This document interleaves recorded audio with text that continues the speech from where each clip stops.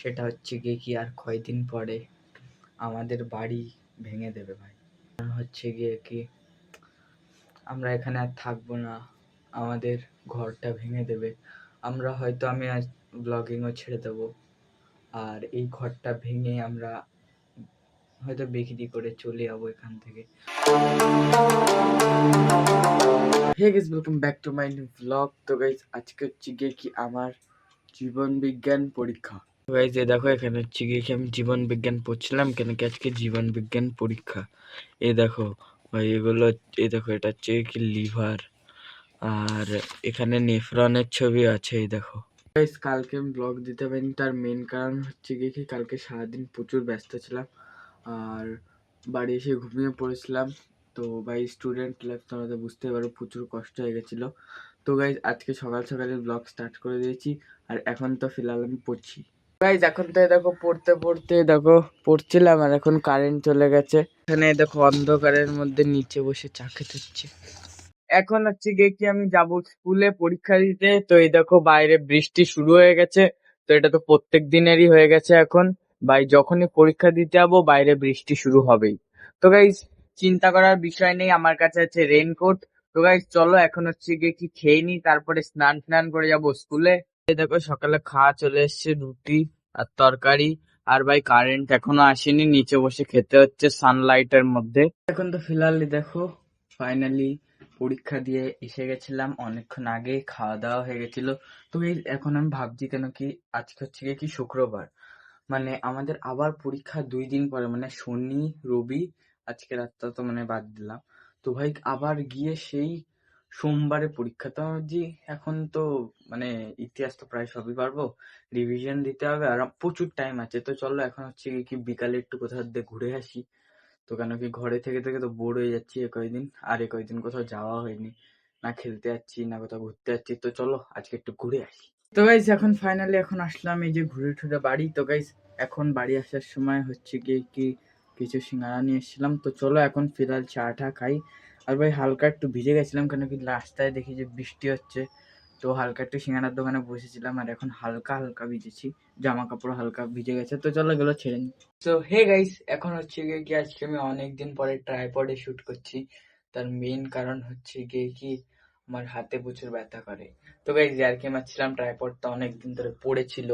তো আমি ভাবলাম যে এটা ইউজ করা যাক। তো তার জন্য এই দেখো আজকে ইউজ করছি হালকা হালকা। তো এটা একটু হালকা করে ভেঙে গেছিল, এটা আমার না, এটা হচ্ছে গিয়ে কি গুড্ডুর ট্রাইপড। তো এখন ঠিক করলাম, তো দেখলাম যে কিভাবে টেস্ট করে চলছে কিনা। তো দেখছি না, মাস্ত একদম চলছে। আর এখানে এই দেখো বেসিক্যালি মোটামুটি জিনিসপত্র, মাইক আছে এই ব্যাগের মধ্যে, নর্মাল জিনিসপত্র। তো গাইস, আজকের এই ভিডিওটি আমি বানাচ্ছি আপনাদেরকে একটা কথা শেয়ার করার জন্য। সেটা হচ্ছে গিয়ে কি আর কয়দিন পরে আমাদের বাড়ি ভেঙে দেবে ভাই। তো আমাদের বাড়ি ভাঙার মেন কারণ হচ্ছে গিয়ে কি আমরা এখানে আর থাকবো না, আমাদের ঘরটা ভেঙে দেবে। আমি আজ ব্লগিংও ছেড়ে দেবো, আর এই ঘরটা ভেঙে আমরা হয়তো বিক্রি করে চলে যাবো এখান থেকে। সো গাইস, আর কি মারছি। তো আমাদের নতুন বাড়ি হবে, তো তোমরা দেখলে যেমন বালি এসেছিল, ওই দিন আগে ইট এসেছিল। তো আমাদের নতুন বাড়ি হবে বলে এই পুরানো বাড়িটা তো ভাই ভেঙে দেবে। বাট ভাই, এই বাড়ির সঙ্গে প্রচুর স্মৃতি জড়িয়ে আছে। দেন এটা বলবো না যে ভাই, এই বাড়ি থেকে আমি আমার ব্লগিং জার্নি স্টার্ট করেছিলাম। তো ভাই সাব মানে এখন তারপরে নতুন বাড়ি হবে, মাস্ত কালার বালার করবো। আমি যেমন রেনোভেটেড বাড়ি দেখিয়েছিলাম না, অনেকটা মানে আমি বাবাকে বলছি যে ওরকম টাইপের করার তো ইচ্ছা আছে। তো বাট দেখা যাক কি হয় না হয়, যা হবে সেটা তো দেখা যাবে পরবর্তীকালে। আজকে হচ্ছে গিয়ে কি একটা খুবই দুঃখের দিন। তো গাইস, আজকে হচ্ছে গিয়ে কি আমার ঠাকুমা মারা গেছে, তার 2 বছর পূর্ণ হয়েছে। তো গাইস, মানে এই 2 বছর যে ঠাম্মাকে ছাড়া কিভাবে কেটে গেল বুঝতেই পারিনি। মানে ভাই, মানে লক্ষ্মী পুজোয় আমার এখনো মনে আছে, যখন ঠাম্মা নাড়ু বানাতো, ভাই আমাদের ডাক দিত যেগুলো পাক দিতে হবে, সেগুলো আমরা গিয়ে গিয়ে পাক দিতাম। আর ঠাম্মা আমাদের হাতে সর্ষের তেল মাখিয়ে দিত, সেটা দিয়ে আমরা পাক দিতাম। আর যখন মানে গরম গরম ওই ছোট ছিলাম, নাড়ুগুলো খেতে যেতাম আর মুখে গরম লাগতো, তখন ঠাম্মা বলতো, মানে ওই কথাগুলো এখনো মনে পড়ে। তো গাইজ, এখন এই দেখো স্মৃতি থেকে যাবে সারা জীবন।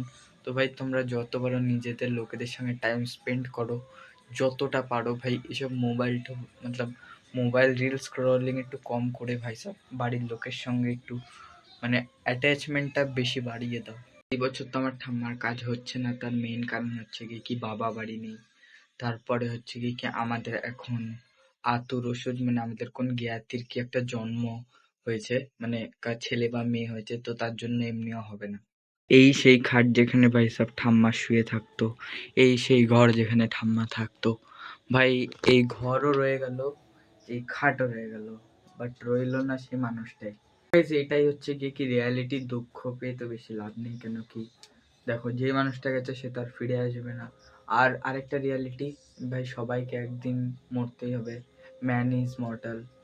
তো মতলব ব্যাস, এবার একটু খারাপ তো লাগছে তার জন্য।